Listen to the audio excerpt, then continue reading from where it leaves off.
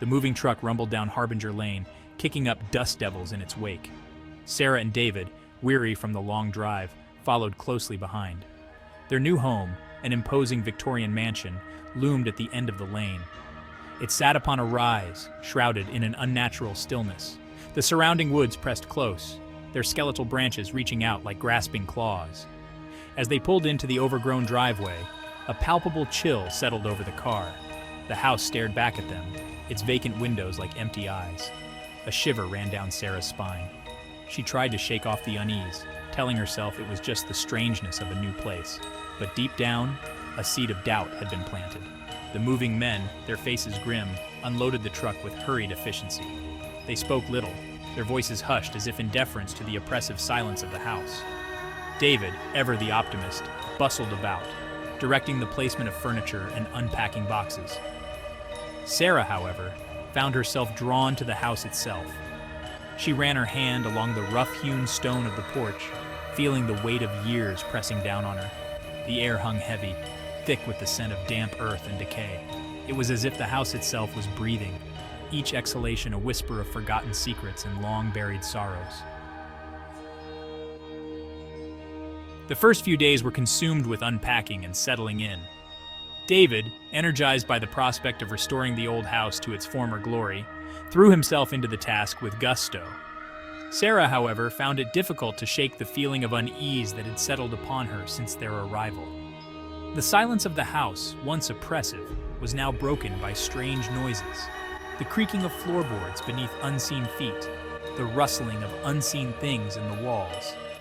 At night, lying awake in the darkness, Sara would hear whispers. They were faint at first, mere threads of sound that danced at the edge of perception. She dismissed them as the house settling or the wind whistling through the eaves. But as the days turned into nights, the whispers grew bolder, more insistent. They seemed to emanate from the walls themselves, slithering through the cracks and crevices like insidious tendrils of smoke. Sara would strain to make out words, but the whispers remained tantalizingly out of reach. They were like phantom voices, beckoning her from the darkness, whispering secrets she couldn't quite grasp. One night, as she lay in bed, her heart pounding in her chest, Sara could have sworn she heard her name whispered on the wind. She sat bolt upright, her breath catching in her throat. The whisper was gone, vanished as quickly as it had come, but the echo of her name lingered in the air, sending a chill down her spine. As the whispers grew stronger, so too did Sara's unease. She found herself drawn to the hallway at the end of the upstairs landing. It was a long, narrow corridor, shrouded in perpetual gloom. A single, bare bulb cast a sickly yellow light, barely penetrating the oppressive darkness. At the very end of the hallway, almost swallowed by the shadows, stood a door. It was a heavy oak door, its surface marred by scratches and gouges. Unlike the other doors in the house, which were painted a cheerful white, this door was painted a somber black. It had no handle, no hinges, no visible way of opening. It stood there, at the end of the hallway, a silent sentinel barring entry to whatever lay beyond. Sara found herself drawn to the door with morbid curiosity. She would stand before it, her hand hovering just above its surface, feeling a strange energy emanating from within. The whispers seemed to intensify whenever she was near, swirling around her like hungry ghosts. She couldn't shake the feeling that whatever lay behind that door held the key to the house's secrets. David, ever practical, dismissed her concerns. He told her it was just an old door, probably sealed off during a renovation. He promised to take a look at it when he had time, but his days were consumed with his work on the house. Sara knew he didn't understand. He couldn't hear the whispers. He couldn't feel the darkness that seemed to emanate from that door. The whispers grew louder, more insistent. They were no longer mere threads of sound, but full-fledged voices, each one distinct, each one filled with an unnerving malice. They taunted Sara, mocked her, whispered her deepest fears and insecurities. They seemed to know her every thought, every secret, every buried shame. "We see you, Sara," they hissed. "We know your secrets. You can't hide from us." Sara tried to block them out, to rationalize them away. She told herself it was just her imagination, the product of stress and sleep deprivation. But deep down, she knew the truth.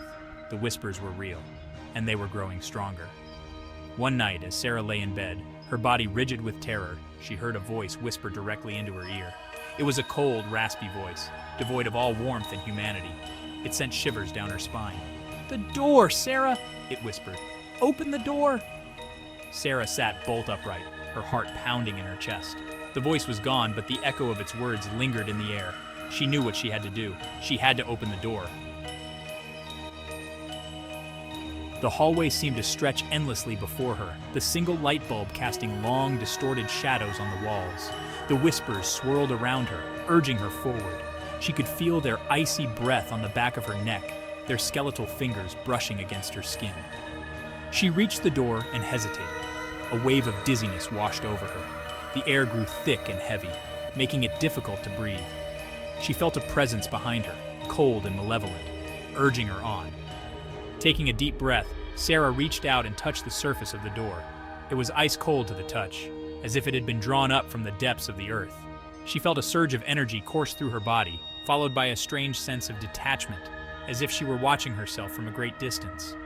With a strength she didn't know she possessed, Sara threw open the door. It swung inward with a groan, revealing a gaping maw of darkness. The air inside was stagnant and cold, thick with the smell of mildew and decay. A narrow, rickety staircase descended into the abyss. The whispers intensified, urging her forward. "This way, Sara," they hissed. "Come to us." Sara took a hesitant step forward, then another. She felt herself being pulled downward, as if by an invisible hand. The darkness swallowed her whole. The air in the basement was heavy, thick with the weight of forgotten things. Cobwebs hung from every corner, and the floor was covered in a thick layer of dust. The only light came from the single bare bulb at the top of the stairs, casting long, eerie shadows that danced and swayed in the gloom. As Sara's eyes adjusted to the darkness, she began to make out shapes in the gloom. There were shelves lining the walls, stacked high with dusty boxes and forgotten treasures. In the center of the room stood a large wooden table, its surface covered in strange symbols and markings. And then she saw them. They were figures, huddled in the shadows, their forms indistinct in the gloom. They were neither living nor dead, but something in between, trapped in that dark place for all eternity. As Sara watched, they began to move towards her, their eyes glowing with an eerie light. They were the source of the whispers, she realized.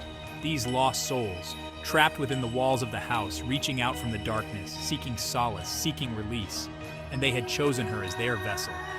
"Help us, Sara," they whispered, their voices a chorus of pain and despair. "Free us from this prison." Terror lent speed to Sara's steps as she scrambled back up the stairs.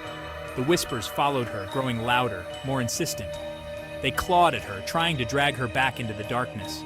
But Sara was determined to escape. She burst through the door and slammed it shut, the sound echoing through the empty house. She could feel the cold, malevolent presence on the other side, pressing against the wood, trying to force its way through. Panic seized her. She had to get out of the house, had to get help, but as she turned to flee, she heard a voice, clear and distinct, echoing in the hallway behind her. "You cannot leave us, Sara," it whispered. "You are one of us now."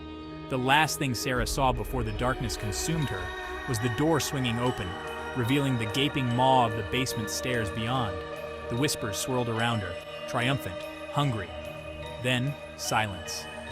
The house stood silent once more, its secrets safely locked away. The only sound was the gentle creaking of the old house, settling into itself, content in its victory.